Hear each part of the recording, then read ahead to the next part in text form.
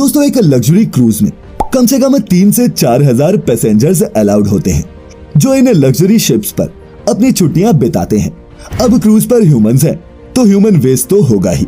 बता दूं कि एक क्रूज शिप एक हफ्ते के लॉन्ग ट्रिप पर 2,10,000 gallon human waste, 1 million gallon grey water जो शॉवर और सिंक्स में से आता है, 130 गैलन से ज्यादा hazardous waste, 8 ton solid waste और 25,000 litre oil mix waste water produce करती है।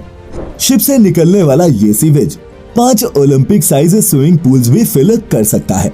लेकिन क्या आप जानते हैं कि लग्जरी क्रूज की ये सारी गंदगी आखिर जाती कहाँ है?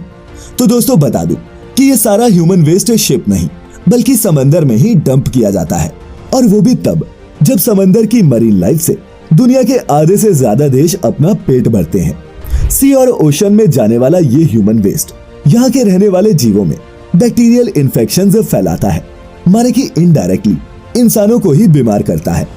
और दोस्तों ऐसा भी नहीं है कि ये सीवेज ओशन की गहराइयों में कहीं दूर दफनाया जाता हो। इंटरनेशनल फेडरल लॉ के मुताबिक किसी भी कंट्री के कोस्ट से 12 मील के एरिया को छोड़कर शिप्स अपने ह्यूमन वेस्ट को कहीं भी डंप कर सकती है। अब जरा सोचिए, आप किसी रोज अपनी फेवरेट बीच पर स्विमिंग करने पहुंचे और वहां पानी में ह्यूमन वेस्ट तैर रहा हो। Stealing tax. दुनिया के सबसे महंगे और luxury cruise ships royal Caribbean के बारे में तो आपने सुना ही होगा। वैसे तो ये आलीशान शिप फ्लोरिडा बेस्ड कंपनी का है, लेकिन यूएस के लेबर लॉज, एनवायरमेंट लॉज और हैवी टैक्स से बचने के लिए इस शिप को अफ्रीका के छोटे से देश लाइबेरिया में रजिस्टर किया गया है। इसी तरह से फेमस लग्जरी क्रूज कार्निवल को पनामा और नॉर्वेजियन को बर्मुडा में रजिस्टर किया गया है। लेकिन दोस्तों क्या आप जानते हैं कि लग्जरी शिप्स कंपनीज ऐसा क्यों करती हैं? समंदर पर अपनी मनमानी चलाने के लिए कंपनी अपनी शिप्स को ऐसे देशों में रजिस्टर करवाती हैं जहां के लॉज की फ्लेक्सिबिलिटी उन्हें समंदर में कुछ भी करने की इजाजत देती है और उनके प्रॉफिट को डबल करती है। इन देशों में क्रूज ओनर्स को अपनी संपत्ति का पूरा ब्यौरा नहीं देना पड़ता और वो मनमाने ढंग से कस्टमर्स को लूट सकते हैं।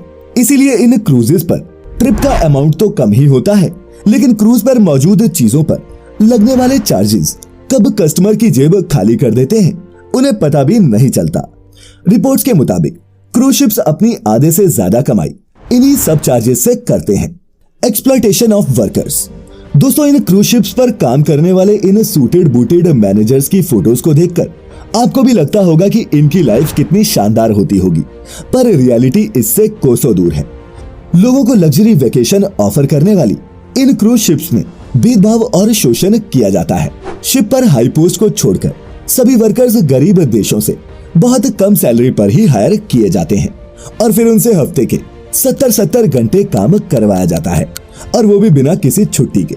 शिप पर काम करने वाले क्लीनर्स और स्वीपर्स को $500 से $600 मंथली इनकम दी जाती है, और क्योंकि वेटर्स को कस्टमर से टिप से भी अच्छे पैसे मिलते हैं, इसीलिए वेटर्स को तो और भी कम सैलरी पर रखा जाता है। Missing cases.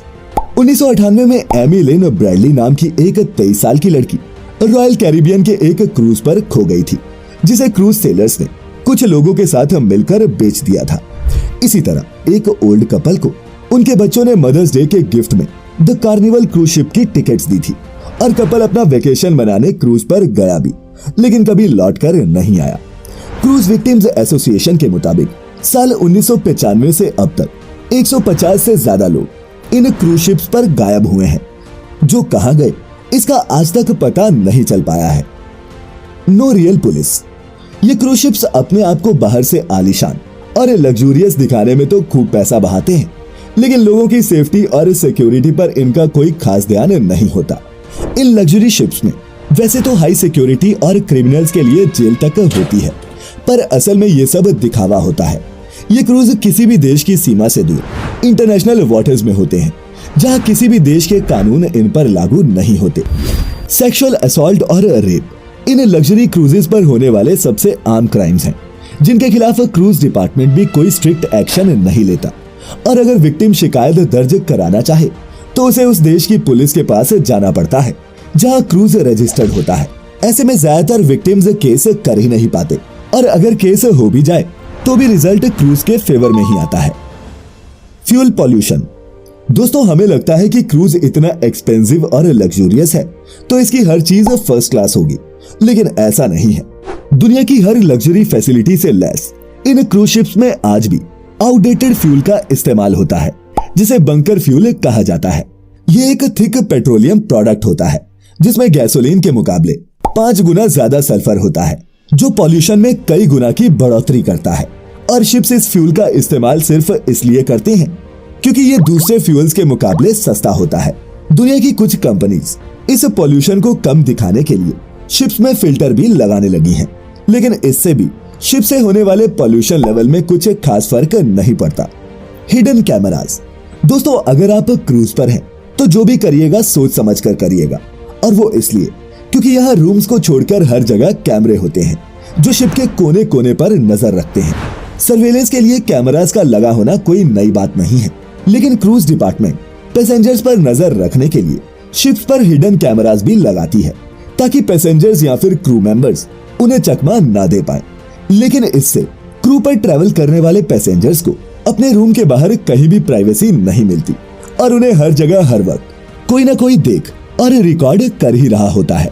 तो दोस्तों, अब तो आप भी समझ गए होंगे कि ये लग्जरी क्रूज अपनी शान शौकत को बनाए रखने के लिए क्या क्या काले कारनामे करते हैं। खैर, इसी के साथ लग्जरी क्रूज शिप्स के सीक्रेट्स का ये सफर यही खत्म होता है। नीचे कमेंट करके जरूर बताएं कि इनमें से किस डार्क सीक्रेट ने आपको सबसे ज्यादा हैरान किया। साथ ही बने रहे फैक्टिफाइड हिंदी के साथ ऐसी सभी मजेदार और इन्फॉर्मेटिव वीडियोस के लिए। तो आज के लिए फिलहाल इतना ही।